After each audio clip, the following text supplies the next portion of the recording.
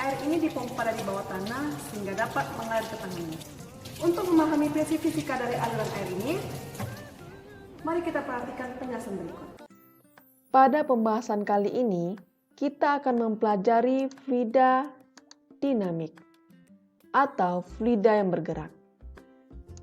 Fluida yang kita pelajari dalam fluida dinamik dianggap sebagai fluida ideal. Ciri-ciri umum fluida, yang pertama, fluida tidak kental, sehingga tidak ada gesekan antar fluida. Yang kedua, alirannya stasioner, yaitu tidak ada turbulen atau bergolak, sehingga fluida mempunyai aliran arus berupa garis dan berlapis. Ketiga, incompressible, artinya massa jenis fluida konstan atau sulit berubah. Dan yang terakhir adalah alirannya irrotasional, artinya di setiap titik fluida tidak ada momentum sudutnya. Debit dapat dilihat pada halaman 83 sampai halaman 84. Debit. Murid MIS pasti sering mendengar istilah debit. Tapi debit dalam ilmu fisika artinya adalah volume fluida yang mengalir melalui penampang tiap satuan waktu, di mana rumusnya adalah Q sama dengan V besar per T. Satuan SI dari debit adalah meter kubik per second. V besar, volume meter kubik. T adalah waktu, satuannya second. Kemudian, debit juga dapat dinyatakan ke dalam persamaan Q sama dengan A dikali V. A adalah luas penampang satuannya meter kuadrat, V kecil, kecepatan aliran satuannya meter per second. Oke, kerjakan contoh soal nomor 8 di halaman 93. Jangan lupa buat diketahui ditanya cara dan rumusnya ya. Sekarang bagaimana kita menghitung daya dari suatu tenaga air terjun yang mengalir dengan debit Q dari ketinggian H? Oke, jadi sejumlah massa air M yang berada pada ketinggian H itu memiliki energi potensial, di mana rumusnya adalah EP sama dengan MGH. Oke, jadi daya P yang dibangkitkan oleh energi potensial tersebut dapat dirumuskan sebagai berikut, yaitu P sama dengan Rho QGH. Ya, jika air dimanfaatkan untuk membangkitkan listrik dan efisiensi sistem generator adalah eta, maka persamaannya menjadi P sama dengan eta Rho QGH. P adalah daya satuannya watt, W besar, eta adalah efisiensi sistem generator, Rho massa jenis fluida satuannya kilogram per meter kubik, Q adalah debit meter kubik per second, G percepatan gravitasi, dan H adalah ketinggian satuannya meter. Ya, ini adalah contoh soalnya. Seperti biasa, kuncinya adalah buat diketahui ditanya, kemudian gunakan rumus sesuai apa yang diketahui. Oke?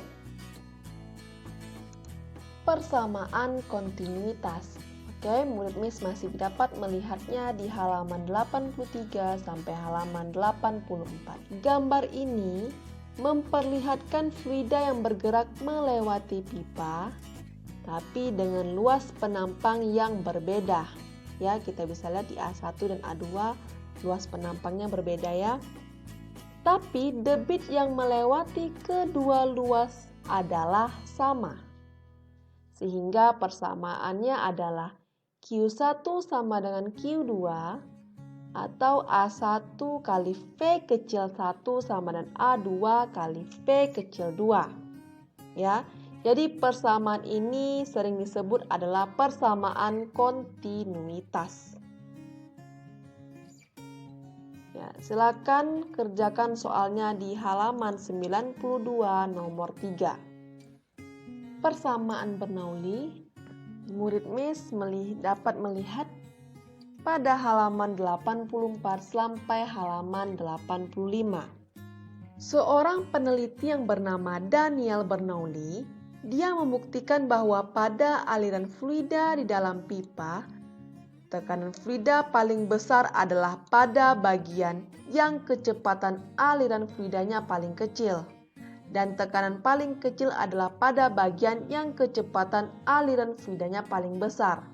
Jadi pernyataan tersebut dikenal dengan asas Bernoulli. Ya. Sehingga persamaannya adalah sebagai berikut. P1 tambah setengah rho V1 kuadrat tambah rho GH1, 1 artinya dia pada keadaan yang satu, pada keadaan pertama. Ya, inilah dia gambarnya. Sama dengan P2 tambah setengah rho V2 kuadrat tambah rho GH2, inilah dia pada gambarnya. Oke. Di mana P adalah tekanan dengan satuan Newton per meter kuadrat atau Pascal. Kemudian massa jenis satuannya adalah kilogram per meter kubik, massa jenis fluida ya.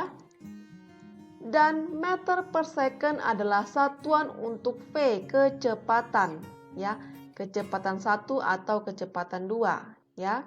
Kemudian ketinggian itu satuannya meter. Jadi ada dua kasus persamaan Bernoulli. Kasus pertama adalah kasus untuk fluida yang mengalir dalam pipa mendatar. Artinya tidak terdapat perbedaan ketinggian. Jadi H1 sama dengan H2 ya. H1 dan H2 ini kemudian kita coret. Tinggallah P1 tambah setengah rho V1 kuadrat sama dengan P2 tambah setengah rho V2 kuadrat. Karena H1 dan H2-nya kita coret ya di persamaan itu. Kemudian yang kedua, kasus untuk fluida tak bergerak, artinya fluidanya statik. Di mana kecepatan V1 itu sama dengan V2 sama dengan 0. Ya, sehingga persamaannya adalah P1 tambah rho GH1 sama dengan P2 tambah rho GH2 karena kita coret persamaan yang ada V-nya. Oke, silakan dikerjakan soalnya pada halaman 92 nomor 1.